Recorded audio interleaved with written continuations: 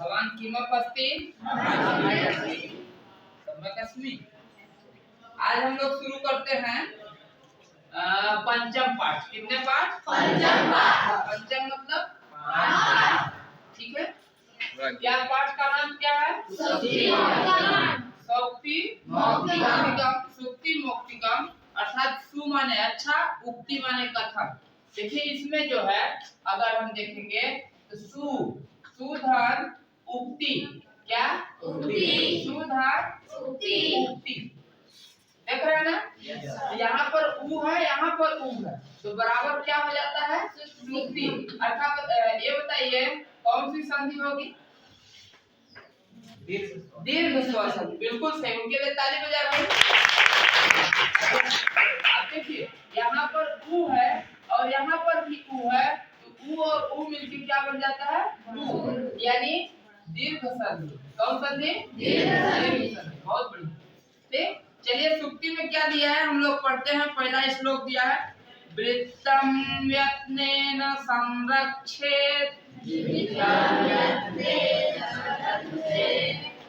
वित्तमेति च याति च अक्षिणो वित्ततः क्षिणो वृत्ततस्तु हतो हता। इसके अर्थ को ध्यान से सुनेंगे और उसको अपने जीवन में ढालने की कोशिश करेंगे। इसमें दिया है, देखिए दो चीज दिया है। एक दिया है वृत्तम, क्या दिया है? वृत्तम। वृत्त और दूसरा दिया है वित्त, क्या दिया है? वित्त। अब वित्त, अब वृत्त और वित्त दोनों एक ही से लग रहे हैं ना? लेकिन इसका अर्थ है चरित्र। इसका क्या अर्थ है? चरित्र। इसका अर्थ है दौलत। क्या है? दौलत। अब अगर हम अर्थ को स्पष्ट करेंगे तो इसमें दिया है कि वृत्तम यत्नेन संरक्षेत, यानी चरित्र की रक्षा करना अनिवार्य होता है। ठीक है, चरित्र की रक्षा करना चाहिए। वित्त में याति च, और वित्त की भी रक्षा करनी चाहिए, चरित्र की भी रक्षा करनी चाहिए और वित्त की भी रक्षा करनी चाहिए। लेकिन अक्षिणो वित्ततश्छिणो और वृत्ततस्तु हतो हता, यानी अगर चरित्र और वित्त दो में से किसी एक को चुनना पड़े तो हमें वृत्त को चुन लेना चाहिए और वित्त को छोड़ देना चाहिए। मतलब समझे?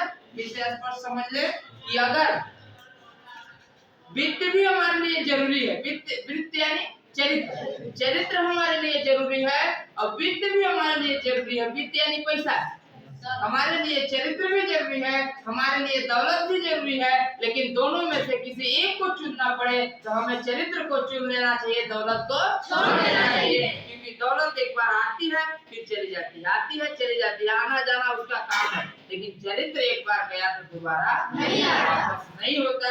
ये समझ लीजिए कि सकलम कष्टम निखिलम नष्टम यदि आचरणम मलिनम भ्रष्टम, अर्थात सभी जगह कष्ट है और सब कुछ नष्ट है। कब?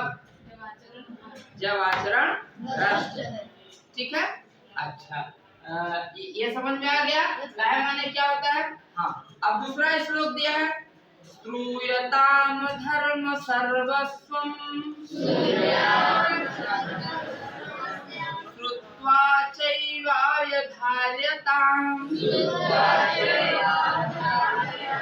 आत्मनः प्रतिकूलानि परेषां न समाचरेत्। इसमें एक शब्द है श्रुत्वा। क्या है? श्रुत्वा। अब देखेंगे श्रुत्वा में कौन सा प्रत्यय लगा हुआ है। तो अंतिम में क्या है? त्वा है। हमने एक बार चर्चा किया था ना, जिसके अंतिम में त्वा आए तो उसमें कत्वा प्रत्यय लगता है। कौन सा प्रत्यय लगता है? कत्वा।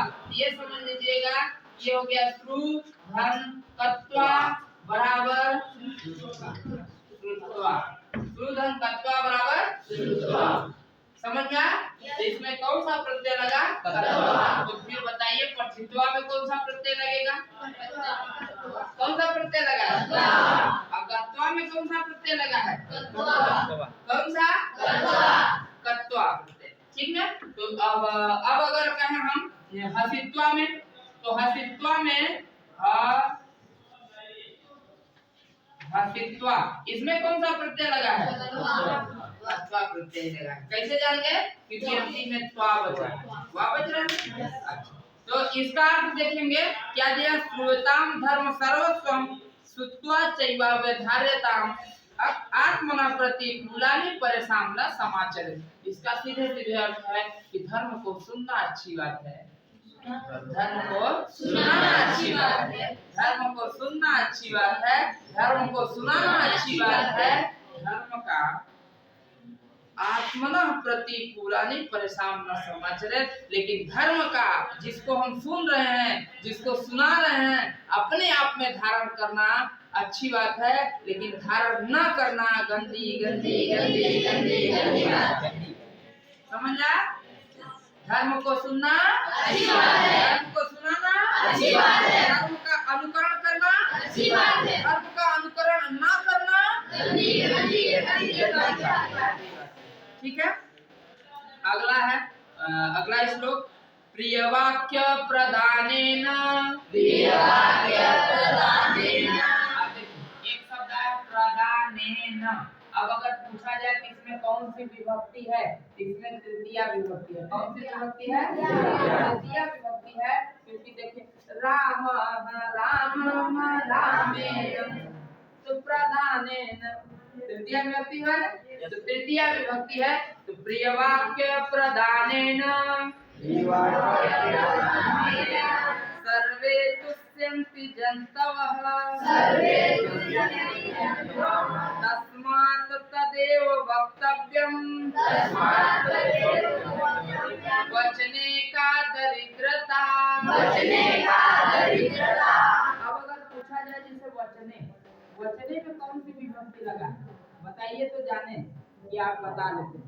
बताइए वचने में कौन सी विभक्ति लगा है?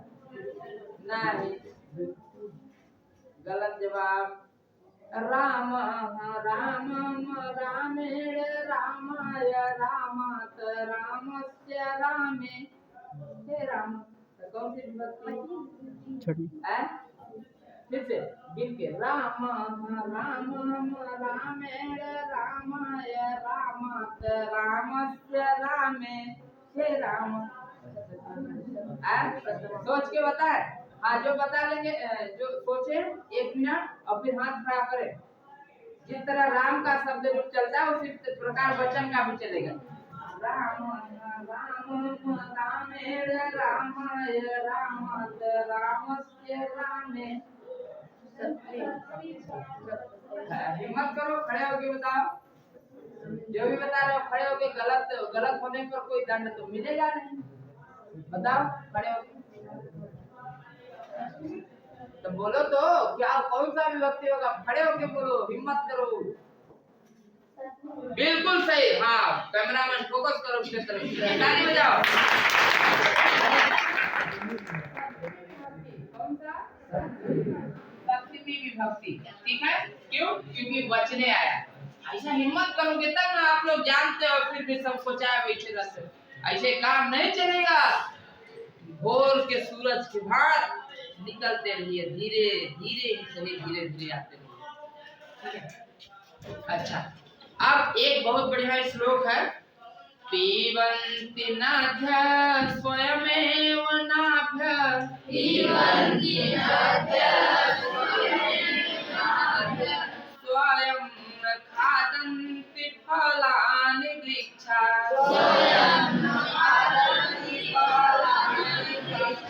नादन्ति सस्यं खलु वारिवाः,